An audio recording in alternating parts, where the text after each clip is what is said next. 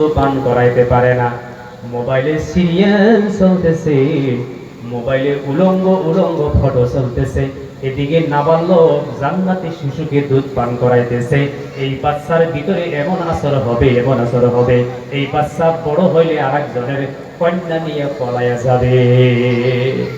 আর তুমি যদি তোমার বাচ্চাকে দুধ পান করাইতে কোরআনের তিলাওয়াত করতা, দুরূদ শরীফ পড়তা গো মা, তোমার বাচ্চাটাকে দুধ পান করাইতে যদি তুমি আস্তাগফিরুল্লাহাল্লাযী লা ইলাহা ইল্লা হুয়াল হাইয়ুল কাইয়্যুম পড়তা, তোমার বাচ্চাকে দুধ পান করাইতে যদি তুমি তওবা করতা, দরুদ শরীফ পড়তা, লা হাওলা পড়তা, কোরআন শরীফের সূরাগুলো মুখস্থ পড়তা, তোমার বাচ্চা নিজামুদ্দিন আউলিয়া আব্দুল কাদের জিলানী হয়ে যাইতো।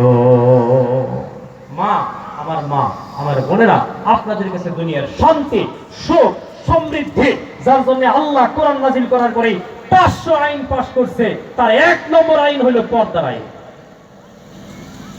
আমার কলিজার টুকরা মা, আমার বোনেরা, আজ থেকে রাঁধতে বসবেন, ওযু ছাড়া রাঁধবেন না। ঘরে সুখ আসবে, শান্তি আসবে, দিন আসবে, ঘরে আমল আসবে, বরকত আসবে, বাচ্চা কাচ্চায় কথা মানবে, বাচ্চা কাচ্চা অসভ্য হবে না, সভ্য হয়ে যাবে। আপনি গান দেখবেন, রান্নাবাড়ি করবেন, মোবাইল দেখবেন, বাচ্চাকে দুধ পান করাবেন, আহারে এটা করবেন না, করবেন না। আর প্রায় মানুষ ঘর থেকে টিভিটা সরাইয়া দেন, টিভি আপনার জিন্দেগি, বিবির জিন্দেগি, বাড়ির জিন্দেগিটা বরবাদ করে দিবে। যত পরহেজগারি হোক, যত বড় আলেমই হোক, বাড়িতে টিভি থাকলে একবার বসবেই। কথা ঠিক কইছি না ঠিক কোন?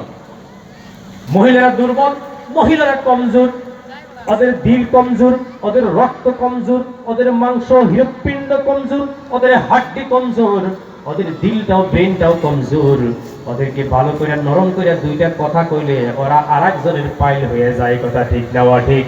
ওই জন্য ওদেরকে গুনার বস্তু হাতে দিতে নাই, ঘর দুয়ার থেকে টিভি সরাইয়া দেন, মহান আল্লাহ ঘরের মধ্যে বরকত দিয়ে দিবে। জোরে বলুন সুবহানাল্লাহ। আমার মা, আমার বোনেরা, আমি আগের কথায় চলে যাই। আর রিজালু কাওয়ামুনা আলান নিসাই বিমা ফাদ্দালাল্লাহু বা'দাহুম আলা বা'দ, এই আয়াতের উপরে আমার আজকে বক্তব্য। আমি বলছিলাম মহান আল্লাহ রাব্বুল আলামিন বিশ্ব নবীকে বললেন, রাসূল রাসূল ওই মহিলা থেকে ঘুরে আনো, ঘুরে আনো। নবীজি বলেন, কোন মহিলা?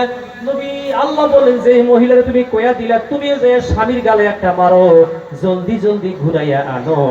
আজ থেকে আয়াত নাজিল হয়ে গেল, স্বামীকে আর মারা যাবে না। স্বামী কিছু গাল দিলেও, স্বামী কিছু একটা চর খাবর দিলেও আপনারা সবর করবেন। যে মহিলার সবর আছে তার পুরস্কার আল্লাহর কাছে আছে।